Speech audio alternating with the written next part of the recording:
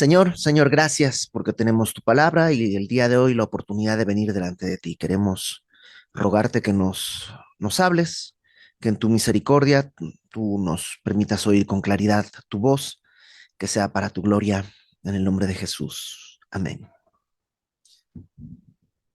Amén. Apocalipsis capítulo 16. Y hoy vamos a ver una porción que eh, siempre hemos dicho que Apocalipsis es un libro fácil de entender. Pero esta porción es, yo creo, la más difícil de imaginar porque hay muchas películas, hay muchas cosas que se han hecho, eh, digamos, tratando de ilustrar esto, hay mucha leyenda al respecto y hay muchas interpretaciones que a lo largo de la historia se han dado. Entonces, creo que luchamos más que contra el texto, luchamos con lo que pensamos que el texto debería decir. Y ese es uno de los grandes problemas al acercarnos a la Biblia. Tenemos mucha información en la cabeza y creemos que la Biblia tiene que confirmar lo que yo sé, en vez de venir a que la Biblia me diga lo que quiere decir nomás y que estaba ahí desde antes de que yo naciera y tomarlo así. Entonces, ese es nuestro reto en la porción que vamos a ver el día de hoy, tratar de, un reto para todos, tratar de leer lo que dice y no ponerle cosas que creemos que podría decir. Entonces, capítulo 16, estamos en las copas de la ira de Dios, que es la parte final del juicio. Habíamos dicho que la gran tribulación son estos 7 años y hay muchas maneras de entenderlo. La manera en la que yo lo entiendo es de una manera lineal. Comenzamos por el principio y terminamos por el final. Y comienzan primero los 7 sellos, luego las 7 trompetas y luego las 7 copas. Estas copas estarían ya en la segunda mitad, no acuérdate, capítulos 12, 13, 14 marcan justo la mitad de la gran tribulación. Y las copas son no pegadito a la mitad, sino más bien pegado al final. ¿Por qué? Decíamos porque son tan fuertes, son tan duros estos juicios, que si fueran simplemente, eh, o sea, si duraran 3 años y medio, no sobreviviría nadie. Porque mira, en la primera copa, versículo 2 del capítulo 16, dice que se derramó la copa sobre la tierra y vino una úlcera maligna sobre todos los que tenían la marca. Luego la segunda copa derramó el segundo ángel derramó su copa sobre el mar, se convirtió en sangre, murió todo ser vivo que habitaba en el mar. El tercer ángel derramó su copa sobre los ríos, es decir, sobre las aguas dulces, sobre las fuentes de las aguas se convirtieron en sangre, y también esto va a implicar muchísimos problemas porque ya no habría agua para tomar más que la que está pues ya almacenada en botellas y a lo mejor todo un proceso para purificación.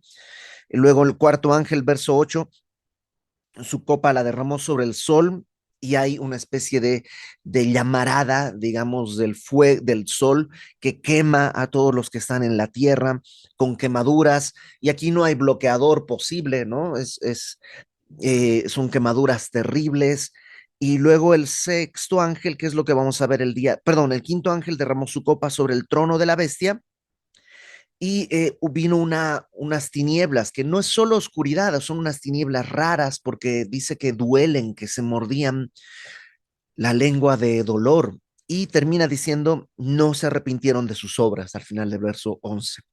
Entonces, todo eso está pasando, creo yo, ya hacia el final de la gran tribulación. El último año, los últimos meses, no lo sé, pero están, digamos, ya cerca del final. Verso 12, que es donde nos toca comenzar el día de hoy.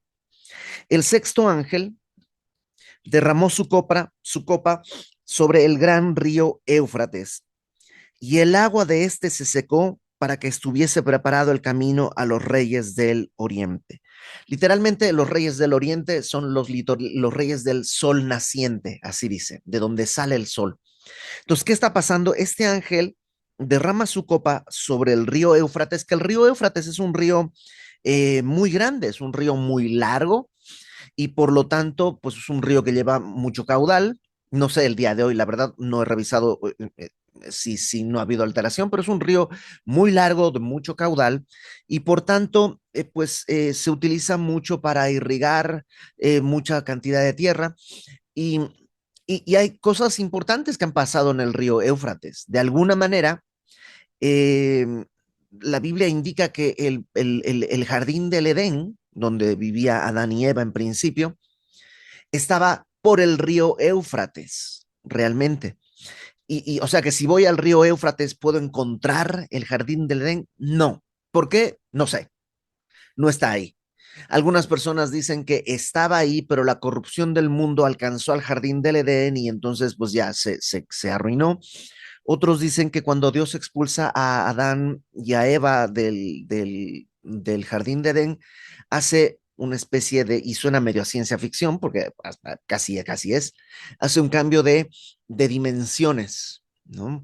Como que las dimensiones son las que conocemos acá ahorita, son alto, ancho y profundo. Si le añades el tiempo, ya serían cuatro dimensiones.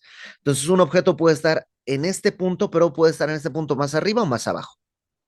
Entonces, podría estar ahí, pero un poquito más arriba, o podría estar ahí, pero un poquito más atrás. Y si añadimos el tiempo, podría estar acá, pero más adelante, o sea, mañana o ayer. Y entonces, en este mismo punto, más o menos podrían haber varias cosas porque digamos, se mezclan. Este punto está acá, este está en el mismo lugar, pero más abajo. Y este punto está en el mismo lugar, pero más atrás. Entonces, dicen algunas personas que lo que Dios hizo es cambiar de dimensión. Estábamos en una dimensión que es donde está el jardín del Edén, y cuando hay el pecado, hay un cambio de dimensiones y estamos ahora en una dimensión distinta. Entonces podríamos estar en el mismo lugar, digamos que aquí es el jardín del Edén, pero está un poquito más arriba, un poquito más abajo, en otra dimensión, más atrás, o sea, pasamos del plano de alto al plano ancho o al plano de profundidad o al plano del tiempo. Quién sabe, son de estas cosas que los que saben de física y son cristianos, leen la Biblia, lo interpretan con su conocimiento de física y las leyes de la física cuántica y cosas así. Para nosotros, la gente del pueblo, nomás decimos no sé. La Biblia dice que por ahí estaba el jardín de Edén y ya no está. El río Éufrates, además, es toda esta zona donde surge en los primeros hallazgos arqueológicos de las primeras culturas. Entonces es un lugar importante. Ahora, tenemos un problema nosotros los habitantes del siglo XXI, y es que dice que se secó para dar paso a que estuviera preparado el camino para los reyes de Oriente. Y tradicionalmente se ha interpretado esto como pues un gran ejército que vendría de China o de India, que son países con muchísima población. China tiene un ejército enorme, enorme, enorme, y hace muchos años se planteaba, bueno, ¿cómo hacemos para la gran batalla? Tienen que ir, pero los accidentes geográficos siempre son un problema. Y a lo largo de la historia, cuando un ejército tenía que invadir una nación, pues los accidentes geográficos eran un problema que tenían que resolver y conocemos todas las historias, ¿no? De los Alpes siendo una frontera, ¿no? Creo que al norte de Italia. Eh, Luego tenemos, creo que el río Éufrates mismo para Roma era una frontera natural que evitaba el ingreso de los bárbaros del otro lado, ¿no? Que sería India, China. Entonces, en aquella época, si se secaba el río, se convertía en una especie de carretera por donde podría el ejército fácilmente llegar hacia donde va a ser la gran batalla. ¿Cuál es el problema para nosotros del siglo XXI? Que el día de hoy, o sea, los ríos no son ningún tipo de problema. O sea, el día de hoy podemos pelear con nuestras tecnologías armamentísticas pues sin necesidad de cruzar el río, podemos volar por encima de las montañas, se manda un dron, o sea, como que ya desde la Segunda Guerra Mundial se inventaron puentes portátiles, es decir, tanques que ponían como una especie de puente para ir pasando, es decir, este tipo de problemas y esto está pensado en una mentalidad de aquella época. Entonces, ¿qué quiere decir el día de hoy? Nuevamente, No sé. Es decir, sé que ningún ejército necesitaría que le sequen el río para poder pasar el día de hoy. Entonces muchos piensan, lo que sucede es que habrá un regreso a la edad de piedra. No sé si tú estuviste en las noticias, pero ayer precisamente, en España hubo un apagón terrible. Se apagó, no sé si toda España, pero por lo menos gran parte, desde Madrid hasta la península ibérica, básicamente se apagó. Portugal también se apagó. No llegó el apagón, por ejemplo, a Islas Canarias, que está bastante más al sur, ahí por África, pero sí España, la península ibérica, Portugal, parte de Francia también se quedó en el apagón y así, en un suspiro vas a la edad de piedra porque no hay internet, no hay luz, no hay radios, no hay refrigeradores, no hay hornos de microondas, no, o sea, es un problema terrible. Los negocios tuvieron que cerrar porque pues no puedes cobrar, porque todas las cobranzas con tarjeta de crédito no se pueden hacer. Entonces, todo un problema muy grande que en un segundo nos devuelven a, a la edad de piedra. ¿Podría pasar algo así?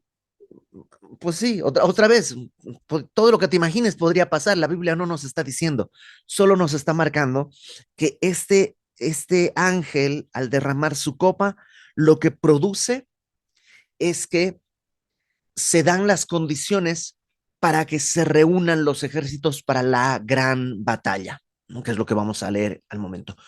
¿Va a ser de manera literal que se seca el río? No lo sé. Si se secara, ¿van a pasar por ahí los ejércitos? Pues no lo sé. Yo creo que los ejércitos del día de hoy irían en avión, en helicóptero o en algo así. No tendrían que ir caminando o a caballo. Pero bueno, verso 13. Vi salir de la boca del dragón. Acuérdate, el dragón es Satanás. No, no es un dragón Satanás. Está representado como un dragón por su ferocidad, por su fiereza, ¿no? Entonces, de la boca del dragón, de la boca de la bestia, ¿te acuerdas? La bestia es esta que salió del mar, es el anticristo, y de la boca del falso profeta, que es la segunda bestia. Ahí tienes la Trinidad perversa, la Trinidad inmunda, la Trinidad inicua, no sé cómo decirle, porque la Trinidad santa es el Padre, el Hijo y el Espíritu Santo. Y el Espíritu Santo busca glorificar al Hijo y el Hijo busca glorificar al Padre. En la Trinidad perversa tienes el dragón, Satanás, la primera bestia, el anticristo, y la segunda bestia, que es el falso profeta. El falso profeta busca glorificar al anticristo. ¿Te acuerdas que hizo una imagen, mandó que toda la tierra le adorara, para que el anticristo también glorifique al dragón, a Satanás? Es decir, es, entre comillas, lo mismo, ¿no? Es una imitación perversa que tiene Satanás. Entonces, de la boca de ellos, del dragón, de la bestia y del falso profeta, dice, vi salir tres espíritus inmundos a manera de ranas. Y otra vez, ¿cómo te lo imaginas? ¿Cómo te lo imagines? Así es, ¿ok? Salieron literalmente de sus bocas. Probablemente no está hablando que sale de su boca una rana, sino el mensaje que están dando. Porque van a convocar a todos y esta convocación es demoníaca, ¿no? Ahora, ¿por qué a manera de ranas? Otra vez, quién sabe, tal vez habla de, pues la rana no es un animal limpio, es un animal pues inmundo, no es un animal, pues eso, es un animal como del lodo, como de la ciénaga. Entonces, tal vez es esa idea y por eso se toma un poco esa imagen, pero pues se tendrán forma de ranas o no esos demonios, no lo sé. Pero son, digamos, por la boca, por la convocación que van a hacer. Verso 14. Pues son espíritus de demonios que hacen señales y van a los reyes de la tierra en todo el mundo para reunirnos a la batalla de aquel gran día del Dios Todopoderoso.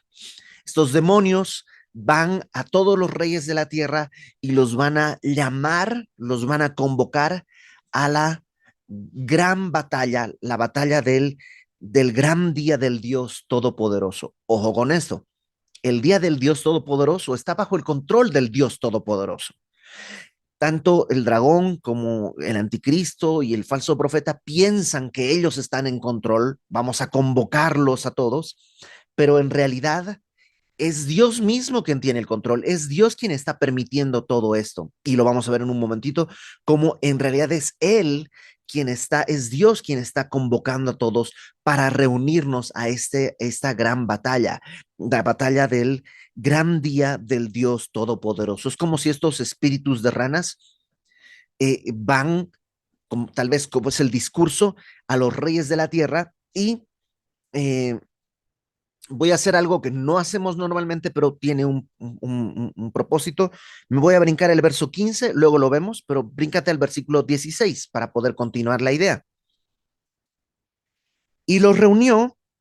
¿Quién los reunió? El Dios Todopoderoso, de eso está hablando, los reunió, por eso te das cuenta, aunque ellos están convocando, aunque de ellos salen los espíritus, en realidad es Dios quien los está reuniendo en el lugar que se llama en hebreo Armagedón, ¿no? El famosísimo Armagedón, que no tiene nada que ver con Bruce Willis, ni suena como Aerosmith, sino que eh, Armagedón es literalmente quiere decir montes de Megiddo. El Har es monte y es como los montes de Megiddo. ¿Y qué son los montes de Megiddo? Pues eso, montes. O sea, son unos montes que están al norte de Jerusalén y estos montes dan, digamos que permiten formar, porque un valle es una parte entre los montes, ¿no? Y este valle es un valle muy grande, es un valle que se puede ver, tú pones en YouTube Armagedón o Har Megiddo y, y hay personas que han ido y están grabando desde allí arriba y te muestran el valle donde va a ser esta gran batalla. Dios los está reuniendo ahí. ¿Para qué? Pues lo vamos a ver en un momentito, pero Dios los está reuniendo para juzgar al mundo. Acuérdate que su ira se está derramando y esta última copa tiene el propósito de reunir a las naciones. Ha juzgado eh, el mar, las aguas dulces, ha juzgado el sol, pero ahora tiene que juzgar a las naciones, la rebelión humana. Y entonces, aunque no va a estar toda la humanidad ahí, sí estarán los representantes de las naciones ahí mismo. Entonces, Dios, ten en cuenta esto, Dios es el que los está convocando para esta gran batalla ahí en ese gran valle, digamos, no existe el valle de Armagedón, existe los montes de Har Megiddo, ¿no? Entonces, verso 15, ahora sí regresemos al versículo 15. He aquí, yo vengo como ladrón. Bienaventurado el que vela y guarda sus ropas para que no ande desnudo y vean su vergüenza. Esta, esta, esta declaración del Señor Jesús, vengo como ladrón, es una declaración que a veces se toma de una manera equivocada, porque acompáñame por favor a Tesalonicenses, acompáñame por favor a Primera de Tesalonicenses, la primera carta de Pablo a los Tesalonicenses, en el capítulo 4, perdón, capítulo 5, Primera de Tesalonicenses, capítulo 5. Voy a leer desde el versículo 1 del capítulo 5. Capítulo 5, Primera de Tesalonicenses, verso 1. Acerca de los tiempos y de las ocasiones, está hablando de lo que entendemos del rapto, eso es en el versículo anterior, de nuestro encuentro con el Señor Jesucristo y todo esto. Acerca de los tiempos y de las ocasiones, no tenéis necesidad, hermanos, de que yo os escriba, porque vosotros sabéis perfectamente que el día del Señor vendrá así como ladrón en la noche. Ahora, un ladrón en la noche, ¿cuál es la imagen? Sorpresa. Es algo que no me esperaba, es algo que nos toma como que sin precaución, ¿no? Entonces, esa idea dice, vendrá como ladrón en la noche Verso 3. Cuando digan, no cuando digamos, cuando digan ellos, ¿no? Paz y seguridad, vendrá sobre ellos destrucción repentina. ¿Sobre quiénes? No sobre la iglesia. Para la iglesia, Cristo no viene como un ladrón en la noche. Imagínate que estás esperando a tu esposo amado y no ha llegado, no ha llegado. Estarías en la ventana esperando a ver cuándo ya va a estacionar el carro, cuándo ya abre la puerta, como que no es como un ladrón en la noche. Mientras que para el mundo sí, no lo está esperando. Entonces, para ellos será destrucción repentina, como los dolores a la mujer encinta, y no escaparán. Más, verso 4, vosotros, hermanos, no estáis en tinieblas para que aquel día os sorprenda como ladrón. Para nosotros no vendrá como ladrón en la noche. Para nosotros es como alguien que estamos esperando. Es como que estás más bien dispuesto a esperarlo hasta cualquier hora de la noche que aparezca, porque ese es tu anhelo. Nosotros, dice, pues porque vosotros sois hijos de luz e hijos del día, no somos de la noche ni de las tinieblas. Entonces, esto de ladrón en la noche no es a la iglesia. Como ladrón en la noche vendrá para el mundo porque no lo está esperando. Para nosotros no. Y por eso ellos piensan, se están reuniendo, vamos a estar acá juntos. O sea, hay una especie de, de sensación de control que tienen ellos, pero dice Jesús, he aquí, yo vengo como ladrón, no me están esperando.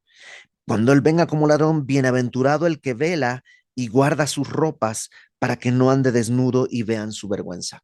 Y eso sí está hablando de nosotros, porque no sabemos cuándo va a pasar esto, pero bienaventurado el que vela, el que está atento, porque no somos de la noche, sino somos del día. Bueno, déjame leerte de nuevo este pedacito en Tesalonicenses capítulo 4, lo que acabamos de leer. Eh, dice, perdón, capítulo 5, verso 6. Por tanto, no durmamos como los demás, sino velemos y seamos sobrios. ¿A qué se refiere? ¿Que no tenemos que dormir? ¿No está bien que descansemos en la noche? No, no, no. Pues los que duermen de noche duermen y los que se embriagan de noche se embriagan. Pero nosotros que somos del día, seamos sobrios, habiéndonos vestido con la coraza de fe y de amor y con la esperanza de salvación como yelmo, porque Dios no nos ha puesto para ira. Entonces, la ira de Dios no es para nosotros.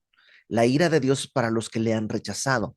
Para nosotros, en cambio, no somos puestos para ira, no tenemos que soportar estas copas, estos sellos, estas trompetas. Y por eso dice aquí que bienaventurado el que vela y guarda sus ropas para que no ande desnudo y vean su vergüenza. En la Biblia la ropa siempre tiene que ver eh, con justicia. Nuestras ropas son como trapos de inmundicia, nuestras mejores justicias son como un trapo de inmundicia, pero en cambio la justicia de Dios es una ropa que nos cubre. Y esa idea viene desde Adán y Eva, cuando ellos trataron de cubrirse con hojas de higuera, lo cual no funciona, y Dios los tiene que vestir con pieles de animal. Y a lo largo de la historia siempre ha estado esa misma idea. Pablo dice, despojaos del viejo hombre como una ropa y revestidos del nuevo hombre creado según Dios en la justicia y santidad de la verdad. Entonces siempre hay esta idea de la ropa que se quita del viejo hombre y vestirnos del nuevo hombre. Entonces, esta es la llamada a los montes de Jarmeguido, donde será la gran batalla. Verso 17. El séptimo ángel derramó su copa por el aire. ¿A qué se refiere? Pues probablemente en Efesios 2 dice que Satanás es el príncipe de la potestad del aire. Tal vez está simplemente juzgando eso, el aire. Tal vez está juzgando. La idea de que Satanás es el príncipe de la potestad del aire es que pues, el aire está en todas partes en este mundo. Entonces, Satanás gobierna sobre todo lo que está en este mundo. Y es ahí donde está cayendo ahora esta copa de ira. ¿Y qué dice? Salió una gran voz del templo del cielo, del trono, diciendo, hecho está. Y es como que Dios dice, listo, terminé. Toda la ira que tenía que ser derramada, ya fue derramada. Dios, acuérdate que esto ya lo hemos dicho, no tiene un cambio de humor, que estaba de buenas, ya se cansó y ahora sí, su ira, porque ya me cansé. No pasa eso. Dios no tiene un cambio de humor, es el mismo ayer, hoy y siempre. La ira es, es el pago justo por el pecado. La ira es la respuesta correcta ante el pecado. Y entonces, esa respuesta tiene un límite. Y hay un punto en que Dios dice, ya se cobró. Lo que tenía que cobrarse de ira, ya se cobró. Ya derramé toda la ira. Hecho está. Pero ¿cuál es el resultado? El resultado fue muchísima muerte, muchísima sangre. Y los que han sobrevivido todavía tienen que enfrentar un juicio antes de entrar al reino de Dios. Entonces, este hecho está, habla de este final, ¿no? Pero, mm, pero es un final doloroso. Lo vamos a leer, está más descrito en el capítulo 19, lo vamos a leer en un par de semanas, pero hay un hecho está mucho más dulce en la cruz. Cuando Cristo está en la cruz y dice, cuando todas las profecías se habían cumplido, todo estaba cumplido, Él entonces dice, consumado es. Es una manera de decir, hecho está, terminado, cerrado, listo, y entregó su espíritu porque ya estaba la ira de Dios derramada para que Él pague con su vida. Entonces tú y yo, digamos, simbólicamente estamos en uno o en otro lugar. O somos parte de los que escuchan el consumado es de la cruz y somos salvos por su gracia, o vamos a tener que estar pendientes cuando Dios derrame su ira y escuchar el hecho está y beber de la ira de Dios. No hay otra opción. Es una o la otra. Ahora, verso 18. Aunque dice hecho está, no quiere decir que terminaron las consecuencias. Él derramó su copa, pero todavía están echadas a andar muchas consecuencias y mucho dolor todavía. Entonces hubo relámpagos y voces y truenos y un gran temblor de tierra, un terremoto tan grande cual no lo hubo jamás desde que los hombres han estado sobre la tierra. Es decir, un terremoto terrible. Eh, Afortunadamente, cuando bueno, en el 80 y pico, 85, que fue el terremoto en Ciudad de México, yo no vivía en Ciudad de México, sí iba a la escuela de niño y nos enteramos por las noticias, pero yo no vivía acá. Eh, y el del 17, que fue reciente, más o menos reciente, tampoco estuve acá. Estábamos de visita en Bolivia, estábamos visitando a mi familia, entonces tampoco nos tocó vivir lo que fue eso, pero algunos de ustedes sí lo vivieron. Y ese terremoto es nada comparado con lo que va a ser este de Apocalipsis 16, porque dice que es uno cual no ha habido nunca antes desde que los hombres han estado sobre la tierra. Y la gran ciudad fue dividida en tres partes, que está hablando de Jerusalén, la gran ciudad, fue dividida en tres partes. Las ciudades de las naciones cayeron y la gran Babilonia vino en memoria delante de Dios. ¿Qué quiere decir esto? ¿Que se acordó? No, porque Dios sabe. Simplemente está diciendo que es el tiempo de juzgar a la gran Babilonia. ¿Qué es la gran Babilonia? Lo veremos la próxima semana y la que sigue en capítulos 17 y 18. Pero básicamente Babilonia representa este sistema de rebelión organizada. Es decir, cada uno de nosotros somos rebeldes de manera natural y por, digamos, por motu propio, ¿no? Por deseo propio. Pero cuando se reunieron los hombres en Babel después del diluvio, se reunieron en Babel, Dios les había dicho, dispérsense por toda la tierra, y ellos dijeron, no, nos vamos a quedar acá, vamos a hacer una torre que llega al cielo. Entonces es la primera rebelión organizada. Otra vez, eran ya rebeldes individualmente, pero esta era la primera rebelión organizada que había. Y entonces este símbolo queda para siempre. Y ahora el mundo en el que vivimos es Babilonia. Es decir, la sociedad está organizada en rebelión a Dios. Y, y Dios dice, la gran Babilonia vino en memoria delante de Dios para darle el cáliz, cáliz es la copa, del vino, del ardor de su ira. O sea, todo esto que ha sucedido es porque Babilonia, el sistema del mundo, tenía que beber la ira de Dios. Esto, el terremoto es básicamente este sacudón final que está igual, muchísimos muertos, muchísimo dolor. Verso 20, toda isla huyó. ¿Qué quiere decir esto? Que van a desaparecer las islas. Los montes no fueron hallados. Como si dicen que si la tierra le redujéramos, ¿no? Sería más lisa que una bola de billar, ¿no? Una bola de billar pues es muy lisa, ¿no? Pero la tierra, proporcionalmente hablando, si pudiéramos reducirla para verla y manejarla, sería más lisa que una bola de billar. Es decir, sí, a nosotros nos parece el Everest una cosa así inconquistable y grande, pero en proporción al tamaño de la Tierra, el Everest es así como un granito, nada más, es muy chiquitito. En realidad, la Tierra es bastante homogénea desde fuera, se ve como una pelota muy lisa. Entonces, eh, todo lo que ha habido, los distintos terremotos, las caídas de meteoritos, todo lo que ha estado sucediendo, simplemente está preparándose para que en este último jalón, ¡prum!, todo se aplane, como tal vez era en principio. Porque lo que se cree es que en principio, cuando Dios creó la tierra, no había tanto accidente geográfico de esta manera, porque había más bien un clima homogéneo en toda la tierra. Por eso, además, las personas vivían mucho más. ¿Te acuerdas que antes del diluvio la gente vivía 700 años, 600 años, y el día de hoy no es posible porque había condiciones distintas? Aparentemente, con todo esto que ha sucedido, la gran tribulación no solamente, alguna vez lo dijimos, está tratando de levantar a un mundo que está muerto.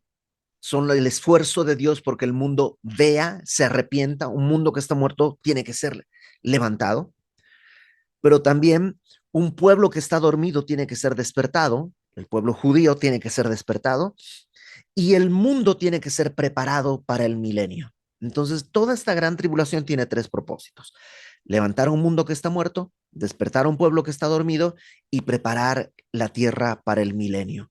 El milenio, cuando Cristo venga a reinar en la tierra, va a ser un poco como era antes del diluvio.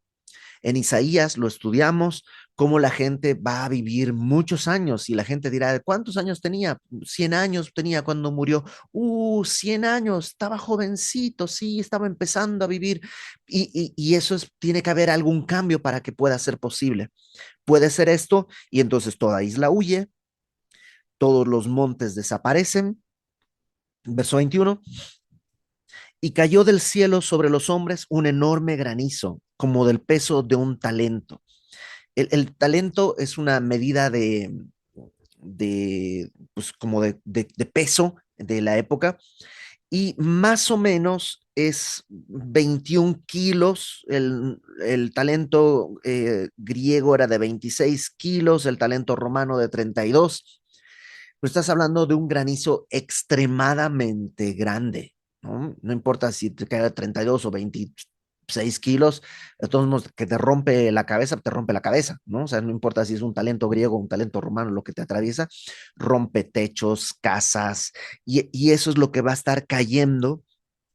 Y los hombres blasfemaron contra Dios por la plaga del granizo, porque su plaga fue sobremanera grande. Ni aún así quisieron arrepentirse. Dios abrió todas las oportunidades, pero no quisieron. ¿Aquí termina? Sí, pero no. Todavía estamos en el capítulo 16.